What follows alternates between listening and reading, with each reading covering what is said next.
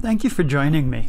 In this video, I wanted to start talking about how to read a chart. I want to go over just the basic types of charts and try to answer the question you probably have is, which chart is the best one to use for analysis? So let's start with why we even have price charts. And the answer is fairly straightforward. Charts have only one goal: to record the price action. So any chart is going to show the history of the price action over time. We can cover any time frame with a chart, and we have various styles. So popular styles include line charts, bar charts, candlestick charts. And we're going to look at each of those in just a little bit of detail. Line charts have the least amount of information. Candlestick charts have the most, but all of them tell you what you need to know. As far as what do professionals use, a few years ago there was a book that told us what Bloomberg charts are pulled up every day. So the author looked at Bloomberg data and found out how many charts were pulled up every day and what styles were used. And it did vary by region. But in the Americas and in Europe, the majority of analysts are just using a line chart. Interestingly, almost 70% of charts use historical data and about 30% use intraday data. Now, what this tells me is just using the simplest chart possible is going to provide you with the same information that professional analysts are using. There is the small number of log charts, logarithmic-based charts, and let me show you what that means. So the smaller version shows the log scale, the more common arithmetic scale shown in the larger version, and as you can see, the log scale provides more detail when you're looking at a very, very long time frame. So if we're looking at a long time frame, the 1929 crash here just disappears.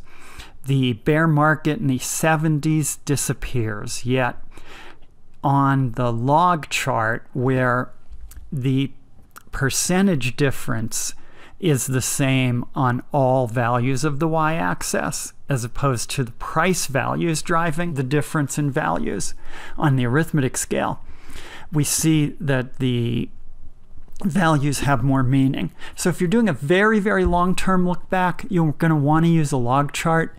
Otherwise, an arithmetic scale is just fine. Now, all styles tend to show the same pattern. So this is the same basic chart, and in the background we see a line chart, a bar chart, a candlestick chart. They all show the same peaks and valleys. In other words, you can get just about the same analysis out of any of them. Here's a line chart, and it's just the black line is the price action. I drew a dashed blue line there to show one way that the chart could be useful. Breakouts to new highs are usually indicative of further highs. That's your first important thing to remember about trying to interpret a chart. Prices going up is bullish, prices going down is bearish. And I know that sounds overly simplistic, but just keeping that in mind will help you avoid a lot of the problems that plague many individual investors.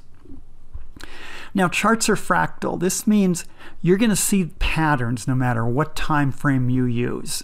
So trends are going to often be easier to spot in the monthly time frames. And as an individual investor, we need to look at the idea of what time frame is best. And the truth is, very few investors can benefit from intraday data. Daily data is going to be more than adequate for many investors. Weekly data is going to fit the time frame of a lot of individual investors. And monthly data is going to tell you the direction of the trend sufficiently to manage a retirement account. So you're going to be able to obtain information no matter what time frame you choose to look at. The patterns, as we can see, here's the weekly chart, here's the daily chart. They're basically the same general pattern, where we see here that prices broke out on the daily. They also broke out on the weekly. Not a surprise there. They pulled back. Pullback looks a little bit more dramatic on the daily, whereas if we look at the weekly, it's just like we reached a new high, we pulled back a little bit, nothing to get excited about. The more granular, the smaller the time frame you're using, the more dramatic the declines are going to look.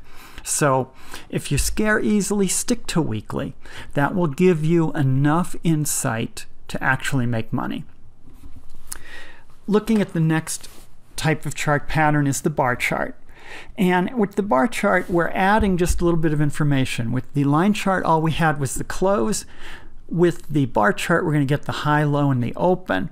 What's going to be important here is just going to be the size of that bar. That's showing us basically how much the bulls and bears are fighting each other. The high is going to show the maximum power of the bulls, so a close near the high is bullish. The low shows the maximum power of the bears. That's your selling pressure. So a close near the low is bearish. Here we have just a bar chart of some recent price action. As you can see, the longer bars, the more dramatic ones, are telling us that there's almost a frenzy in the market. So here we see a long bar and a close near the low. That's bearish. We're not disappointed the next day. In fact, we keep seeing this until we see a reversal. That tells us the end is probably nearby. We do get a lower low, but we also get an uptrend. So just watching where the close is relative to the higher low has a lot of information. And then is the bar bigger or smaller? As we see here, several small bars, a larger bar on the breakout. That's a bullish pattern. Don't overthink the chart interpretation. The size of the bars can give you a lot of information. Close relative to the high or low gives you a lot of information. Candlestick charts get a little bit more complex in that instead of using a bar, we're using a rectangle basically. Here we're adding information about the color. And if it's an up day, if the close is above the open, traditionally candlesticks were not filled in. So it was lighter and able to float away. If the close was below the open, it was darker, it was filled in, it was being weighed down. An up close floating, a down close way down. So we could see instantly at a glance that the body of the candlestick is giving us a little bit more information. Instead of having to look at whether the close is higher, whether the close is closer to the high or low, the candlestick gives that information to us just at a glance. So there's no real disadvantage to a candlestick. They include the same information as a bar chart, perhaps a little bit visually more appealing. We can see here the heavy dark colors indicating down. We get the white bar telling us the bottom is near, and it was just 3 days later. So a lot of information there. Many charting systems, instead of showing the traditional filled in, unfilled in configuration, will use a red-green. So again, you'll get the same information, just understand what it is that your charting site is going to show you. Which chart is best? Well, the answer is whichever one you like best, whatever you're comfortable with. I find that if you're just trying to figure out what the pattern is, which I'll talk about in future videos, a line chart's going to be all the information you need. If you're trying to develop a short-term trading strategy, you might want to look at candlesticks because the patterns there do form quickly. Just a caution, testing shows the very short-term patterns with candlesticks don't work with a high degree of reliability. So just find the chart that you're most comfortable with, be it a line chart, a bar chart, a candlestick chart. Use that, and if you follow it with discipline, you can be profitable. That's all I have for this video, but in future videos I'll be talking about how to find patterns and how to interpret the patterns. Thank you.